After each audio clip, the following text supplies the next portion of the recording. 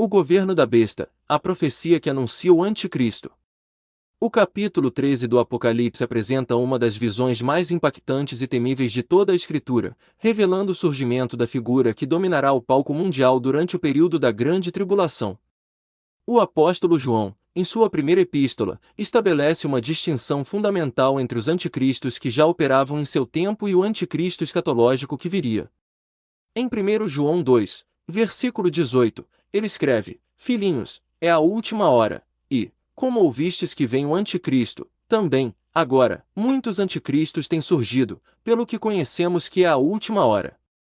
Esta declaração revela que os muitos anticristos são precursores, sinais dos tempos que anunciam a manifestação do anticristo final, aquele que concentrará em si toda a oposição a Deus que se manifestou fragmentadamente ao longo da história. A besta que emerge do mar, portanto, não é um símbolo abstrato de poder político, mas a personificação histórica e escatológica do sistema gentílico de dominação que alcançará seu ápice na figura de um líder mundial que reunirá sob sua autoridade todo o poder político, religioso e econômico do planeta. João complementa esta verdade em 1 João 2, versículo 22, ao declarar: Quem é o mentiroso, senão aquele que nega que Jesus é o Cristo? Este é o anticristo, o que nega o Pai e o Filho.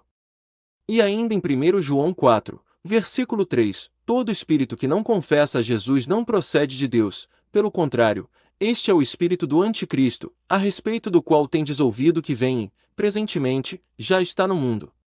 O apóstolo Paulo amplia esta revelação em 2 Tessalonicenses 2, versículos 3 e 4, descrevendo o anticristo como o homem da iniquidade, o filho da perdição, que se opõe e se levanta contra tudo que se chama Deus ou é objeto de culto, a ponto de assentar-se no santuário de Deus, ostentando-se como se fosse o próprio Deus.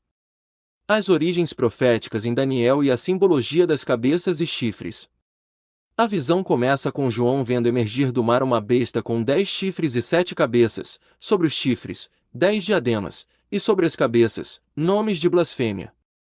O mar, nas Escrituras, representa povos, multidões, nações e línguas, conforme o próprio Apocalipse esclarece no capítulo 17, versículo 15, as águas que viste, onde a meretriz está assentada, são povos, multidões, nações e línguas. Esta besta, portanto, emerge da humanidade em convulsão, do turbilhão das nações e dos conflitos mundiais, simbolizando um sistema de poder que nasce da própria civilização humana afastada de Deus. A simbologia das 7 cabeças e 10 chifres encontra sua explicação no próprio texto bíblico. Em Apocalipse 17, versículos 9 e 10, o anjo intérprete revela a João: aqui está o sentido, o qual tem sabedoria. As 7 cabeças são 7 montes, sobre os quais a mulher está sentada, e são também 7 reis, dos quais 5 caíram, um existe, e o outro ainda não chegou, e, quando chegar, tem de durar pouco tempo. As 7 cabeças representam, portanto, a totalidade dos impérios gentílicos que se opuseram a Deus ao longo da história. 5 haviam caído no tempo de João: Egito, Assíria, Babilônia, Medo-Pérsia e Grécia. Um existia, Roma. E outro ainda viria, o império final do Anticristo. Os 7 montes também apontam possivelmente para Roma, a cidade das 7 colinas, indicando que o sistema final terá conexão histórica com o Império Romano de alcance oriental e ocidental. Os 10 chifres, por sua vez, são explicados em Apocalipse 17, versículo 12. Os 10 chifres que viste são 10 reis, que ainda não receberam reino, mas receberão autoridade como reis, por uma hora, juntamente com a besta. Estes 10 reis representam uma confederação final de nações que se unirão sob a liderança do Anticristo. Esta profecia remonta diretamente à visão de Daniel no capítulo 7, versículo 7, onde o profeta viu uma quarta besta terrível com 10 chifres, representando o Império Romano em sua fase final e fragmentada. Daniel 7, versículo 24, esclarece: os 10 chifres correspondem a 10 reis que se levantarão daquele mesmo reino, e, depois deles, se levantará outro, o qual será diferente dos primeiros, e abaterá a 3 reis. Este outro que se levanta após os 10 é o Anticristo, que emergirá dessa confederação e assumirá o controle absoluto. Os 10 diademas sobre os chifres indicam que estes reis possuirão autoridade real genuína, não meramente simbólica. Eles exercerão domínio efetivo sobre suas respectivas nações, mas submeterão voluntariamente sua autoridade à besta, conforme Apocalipse 17, versículo 13. Estes têm um mesmo propósito, e entregarão o seu poder e autoridade à besta. Os nomes de blasfêmia sobre as cabeças revelam a natureza fundamental deste sistema. Ele se coloca no lugar de Deus, reivindicando a adoração e autoridade que pertencem exclusivamente ao Criador. Esta blasfêmia se manifesta tanto em títulos divinos assumidos por governantes humanos ao longo da história, quanto em sistemas políticos que exigem lealdade absoluta às suas ideologias, competindo com a fidelidade devida a Deus. A natureza composta da besta e a síntese dos impérios. A descrição da besta revela sua natureza composta, reunindo em si as características dos 4 grandes impérios gentílicos profetizados por Daniel. O apóstolo vê a besta semelhante a leopardo, com pés como de urso e boca como de leão. Daniel 7, versículos 4 a 6, descreve estas mesmas criaturas em sua visão dos 4 reinos. O leão representa a Babilônia de Nabucodonosor, que se destacou pela ferocidade e arrogância. Daniel 4, versículo 30, registra as palavras do próprio Nabucodonosor: não é esta grande Babilônia que eu edifiquei para a casa do reino, com o meu grande poder, e para a glória da minha magnificência? A boca de leão da besta indica, portanto, a arrogância e a pretensão de divindade que caracterizaram a Babilônia. O urso representa o Império Medo-Persa, que se levantou de um lado, indicando a dominância persa sobre os medos. Daniel 7, versículo 5, descreve o urso levantado de um lado e com 3 costelas na sua boca, entre os seus dentes. Os pés de urso da besta apontam para a força esmagadora e a estabilidade deste império, que conquistou vastos territórios através de exércitos poderosos e organizados. O leopardo simboliza o Império Grego, conhecido pela rapidez de suas conquistas sob Alexandre, o Grande. Daniel 7, versículo 6, descreve o leopardo com 4 asas de ave nas suas costas, tinha também a besta 4 cabeças. A rapidez do corpo de leopardo da besta indica a velocidade com que o anticristo estabelecerá seu domínio global. A besta apocalíptica, portanto, não é um novo império, mas a síntese de todos os sistemas de dominação humana que se opuseram a Deus ao longo da história, concentrando em uma única figura toda a ferocidade, rapidez e arrogância dos reinos gentílicos. Daniel 7, versículo 23, declara sobre a quarta besta: a quarta besta será um quarto reino na terra, o qual será diferente de todos os reinos, e devorará toda a terra, e a pisará aos pés, e a fará em pedaços. Esta natureza devoradora e destrutiva caracterizará o reino final do Anticristo, que superará em crueldade todos os impérios anteriores e as atrocidades nazistas durante a Segunda Grande Guerra Mundial. A fonte do poder da besta e a ferida mortal curada. O versículo 2 revela a fonte última do poder da besta: o dragão deu-lhe o seu poder, o seu trono e grande autoridade. O dragão, identificado em Apocalipse 12, versículo 9, como a antiga serpente, que se chama Diabo e Satanás, o sedutor de todo o mundo, transfere à besta sua autoridade delegada. Este é o momento culminante da rebelião satânica, quando o adversário estabelece seu representante final na terra, um homem que receberá poder sobrenatural para enganar as nações e estabelecer um reino que imita o reino de Deus, mas o blasfema. A besta, portanto, atua como um falso Cristo, um anticristo no sentido mais literal do termo, aquele que se coloca no lugar de Cristo e exige adoração que pertence somente a Deus.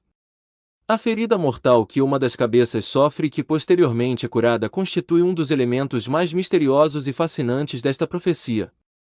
O texto diz que João viu uma de suas cabeças como golpeada de morte, mas essa ferida mortal foi curada. Este evento produz um efeito devastador sobre a humanidade, toda a terra se maravilhou, seguindo a besta. A cura da ferida mortal funciona como um sinal de autenticação, um falso milagre que imita a ressurreição de Cristo e convence as multidões de que a besta possui poder divino.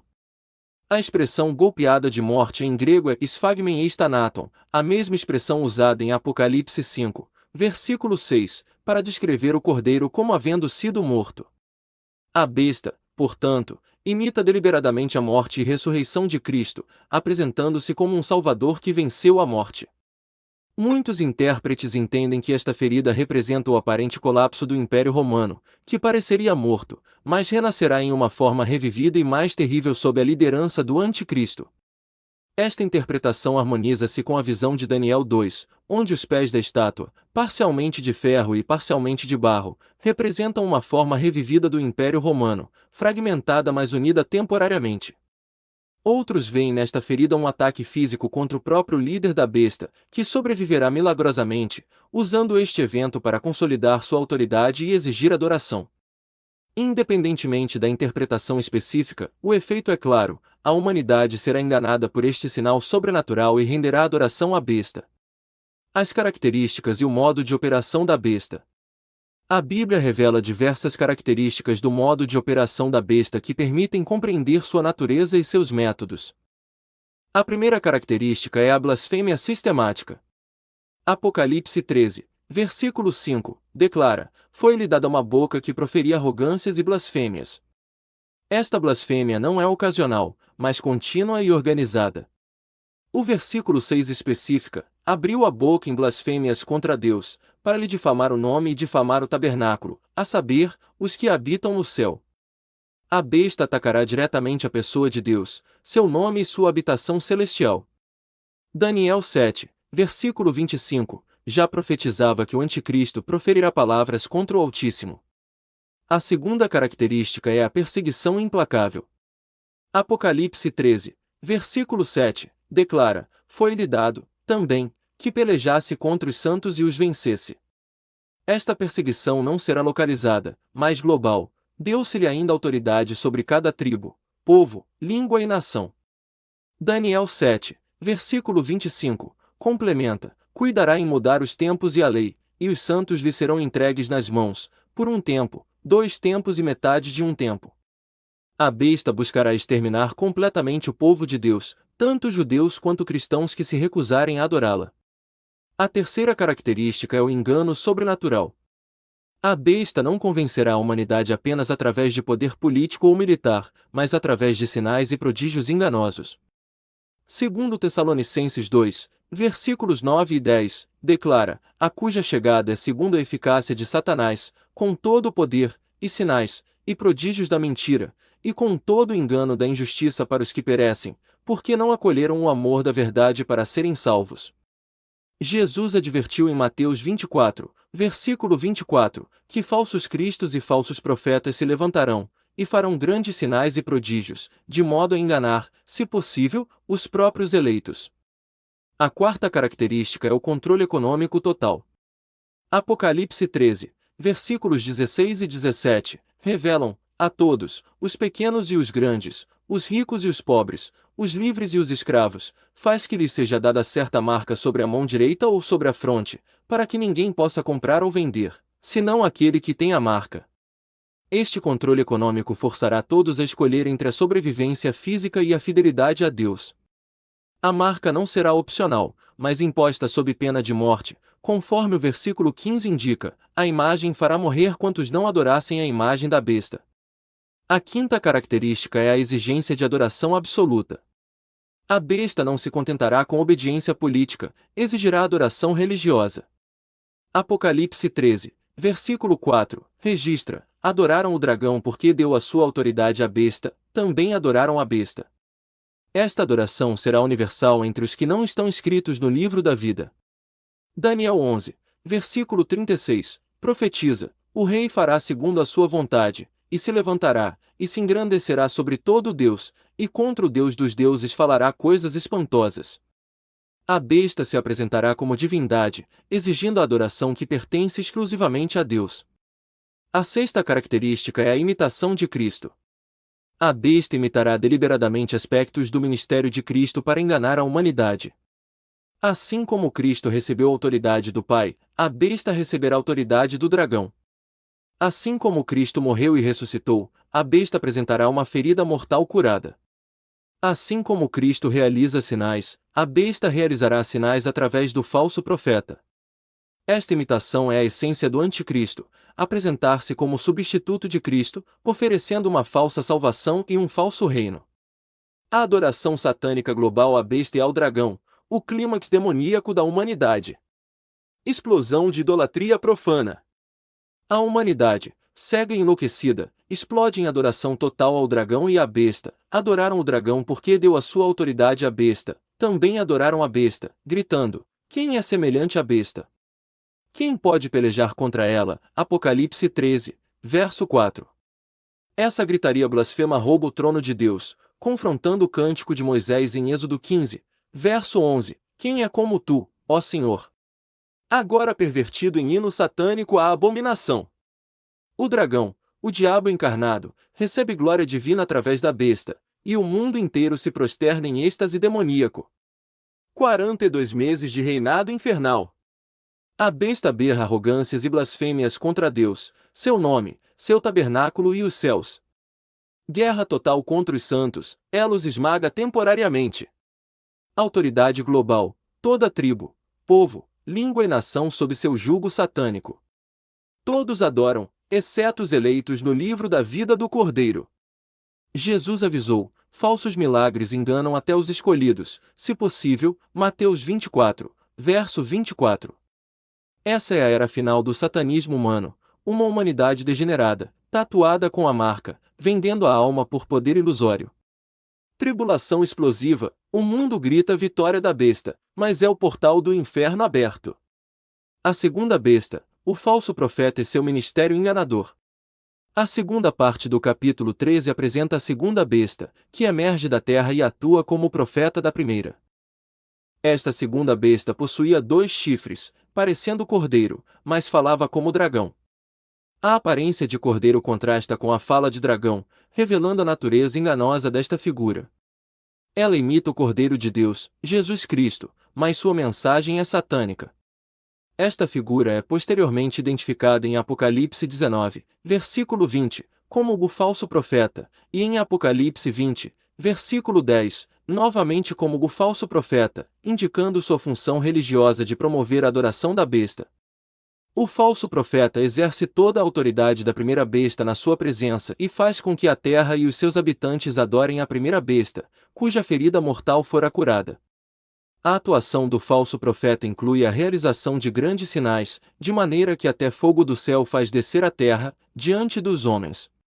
Este sinal específico imita o milagre de Elias no Monte Carmelo, registrado em 1 Reis 18, versículos 36 a 39, quando o profeta invocou o fogo de Deus para consumir o sacrifício e demonstrar que o Senhor é o verdadeiro Deus. O falso profeta, através de seus sinais sobrenaturais, enganará a humanidade, convencendo-a de que a besta possui autoridade divina. Jesus advertiu sobre estes falsos profetas em Mateus 24, versículo 24, dizendo que falsos cristos e falsos profetas se levantarão, e farão grandes sinais e prodígios, de modo a enganar, se possível, os próprios eleitos. A capacidade de realizar milagres genuínos não é, portanto, prova de origem divina, pois Satanás possui poder sobrenatural limitado que pode usar para enganar. Segundo Tessalonicenses 2, versículos 9 a 11, declara: a cuja vinda é segundo a eficácia de Satanás, com todo o poder, e sinais, e prodígios da mentira, e com todo o engano da injustiça para os que perecem, porque não acolheram o amor da verdade para serem salvos. É por este motivo, pois, que Deus lhes envia a operação do erro, para darem crédito à mentira. O falso profeta será o instrumento principal desta operação de engano. A imagem e a marca da besta, controle total. O falso profeta seduz os que habitam sobre a terra por causa dos sinais que lhe foi dado executar diante da besta, dizendo aos que habitam sobre a terra que façam uma imagem à besta, aquela que, ferida a espada, sobreviveu. Esta imagem da besta receberá vida sobrenatural, e lhe foi dado comunicar fôlego à imagem da besta, para que não só a imagem falasse, como ainda fizesse morrer quantos não adorassem a da besta. Esta imagem viva representa o ápice da idolatria, uma abominação que ultrapassa todos os ídolos mudos da história, pois recebe poder para falar e até decretar a morte daqueles que se recusam a adorá-la. Este evento ecoa a profecia de Jesus em Mateus 24, versículo 15, sobre o abominável da desolação, de que falou o profeta Daniel, no lugar santo, e a profecia de Daniel 12, versículo 11, sobre o abominável da desolação, que será estabelecido no templo.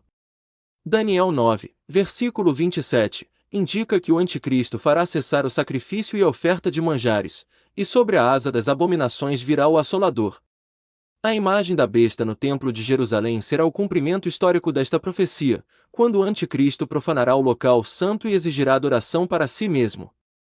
O capítulo culmina com a imposição da marca da besta, a todos, os pequenos e os grandes, os ricos e os pobres, os livres e os escravos, faz que lhes seja dada certa marca sobre a mão direita ou sobre a fronte, para que ninguém possa comprar ou vender, senão aquele que tem a marca, o nome da besta ou o número do seu nome. Esta marca representa o controle econômico total exercido pelo anticristo sobre a humanidade. Sem ela, ninguém poderá participar da vida econômica, comprando ou vendendo. A marca é colocada sobre a mão direita ou sobre a fronte, imitando o selo de Deus descrito em Apocalipse 7, versículos 3 e 4, onde os servos de Deus são selados em suas frontes. Assim como o selo divino indica propriedade e lealdade ao Senhor, a marca da besta indica propriedade e lealdade ao anticristo. Aqueles que a recebem se identificam publicamente como adoradores da besta, renunciando a Deus. Apocalipse 14, versículos 9 a 11, adverte sobre as consequências eternas de receber a marca. Se alguém adora a besta e a sua imagem e recebe a sua marca na fronte ou sobre a mão, também esse beberá do vinho da cólera de Deus, preparado, sem mistura, do cálice da sua ira, e será atormentado com fogo e enxofre, diante dos santos anjos e diante do Cordeiro. A marca, portanto, não é apenas um controle econômico, mas uma decisão espiritual com consequências eternas. O enigma do número 666 e a sabedoria necessária. O texto conclui com um enigma que desafia intérpretes desde os primeiros séculos da era cristã. Aqui está a sabedoria. Aquele que tem entendimento calcule o número da besta, pois é número de homem. Ora, esse número é 666, Apocalipse 13, verso 18. O número 666 tem sido interpretado de várias formas ao longo da história. Alguns veem nele a imperfeição levada ao extremo, pois o número 7 representa a perfeição nas Escrituras, enquanto o 6, ficando aquém do 7, simboliza imperfeição. A repetição tripla do 6 intensifica essa ideia, formando uma espécie de paródia satânica da Trindade divina. Outros intérpretes recorrem à gematria, método antigo que atribui valores numéricos às letras, para identificar o nome do anticristo. O texto afirma que é número de homem, indicando referência a uma pessoa específica. A expressão calcule o número sugere que a identidade poderá ser reconhecida pelos que têm entendimento no tempo apropriado. Essa sabedoria não é apenas intelectual, mas espiritual, concedida por Deus aos seus servos fiéis. No contexto profético, o número 666 está ligado à marca da besta, Apocalipse 13, versos 16 e 17, sem a qual ninguém poderá comprar ou vender. Hoje, observa-se um cenário global de crescente vigilância digital, chips implantáveis, reconhecimento facial e monitoramento em massa. Na China, o sistema de crédito social utiliza reconhecimento facial e pontuação comportamental para controlar parte da população. Na Europa, projetos como o EUD Wallet integram dados biométricos para identidades digitais, enquanto cidades como Londres e Paris ampliam sistemas de câmeras com inteligência artificial. Esses mecanismos, apresentados como segurança e conveniência, ampliam a capacidade de controle social e lembram o alerta profético de Apocalipse. O clímax da história e a esperança dos redimidos. A visão de Apocalipse 13 revela, portanto, o clímax da história da rebelião humana contra Deus, quando o sistema gentílico de poder, que começou com Nabucodonosor e passou pelos impérios medo-persa, grego e romano, alcançará sua forma final e mais terrível sob a liderança do Anticristo. Este líder mundial, dotado de poder sobrenatural pelo próprio Satanás, estabelecerá um reino global que exigirá adoração absoluta e controlará toda a vida econômica do planeta. No entanto, sua autoridade é limitada por Deus a 42 meses, após os quais será julgado e destruído. Daniel 7, versículos 26 e 27, profetiza o desfecho glorioso, mas, depois, se assentarão os juízes, e lhe tirarão o domínio, para que seja destruído e aniquilado até ao fim. O reino, e o domínio, e a majestade dos reinos debaixo de todo o céu serão dados ao povo dos santos do Altíssimo, o seu reino será reino eterno, e todos os domínios o servirão e lhe obedecerão. Apocalipse 19, versículo 20, confirma, mas a besta foi aprisionada, e com ela o falso profeta que, com os sinais feitos diante dela, com os quais enganou aqueles que receberam a marca da besta e adoraram a sua imagem. Os dois foram lançados vivos dentro do lago de fogo que arde com enxofre. Os fiéis são chamados a perseverar, sabendo que seu nome está escrito no livro da vida do Cordeiro, e que a vitória final pertence àquele que venceu a morte e estabelecerá seu reino eterno. Apocalipse 20, versículo 10, revela o destino final da trindade satânica. O diabo, o sedutor deles, foi lançado para dentro do lago de fogo e enxofre, onde já se encontram não só a besta como também o falso profeta, e serão atormentados de dia e de noite, pelos séculos dos séculos. A esperança dos redimidos está firmada na certeza de que Deus reina soberano sobre toda a história, e que o mal, por mais terrível que se apresente, está destinado à derrota final. O chamado à perseverança dos santos. O versículo 9 de Apocalipse 13 traz uma advertência solene: se alguém tem ouvidos para ouvir, ouça. Expressão frequentemente usada por Jesus, Mateus 11, versículo 15, Marcos 4, versículo 23, que convoca o leitor a uma atenção espiritual profunda. Não é apenas informação profética, mas um chamado à vigilância, ao discernimento e à fé. O versículo 10 de Apocalipse 13 apresenta o princípio da justiça divina, ecoando Jeremias 15, versículo 2: se alguém leva para cativeiro vai; se alguém matar a espada, necessário é que seja morto à espada. A mensagem é clara: os perseguidores do povo de Deus não escaparão do juízo. Embora a besta pareça dominar por um tempo, seu poder é limitado e seu destino já está determinado diante do tribunal de Deus. Por isso o texto declara: aqui está a perseverança e a fidelidade dos santos. Os fiéis são chamados a permanecer firmes, não confiando nas armas do mundo, mas na soberania de Deus, certos de que toda injustiça será julgada. Mas o sofrimento não é o fim da história. A vitória pertence aos que permanecem fiéis. Os vencedores serão ressuscitados e receberão um corpo glorioso, semelhante ao de Cristo, Filipenses 3, versículo 21. Participarão da primeira ressurreição e reinarão com ele durante o milênio, Apocalipse 20, versículos 4-6. E a glória não termina ali. Após o milênio, nos novos céus e nova terra, os redimidos viverão eternamente na presença de Deus, onde não haverá mais morte nem dor.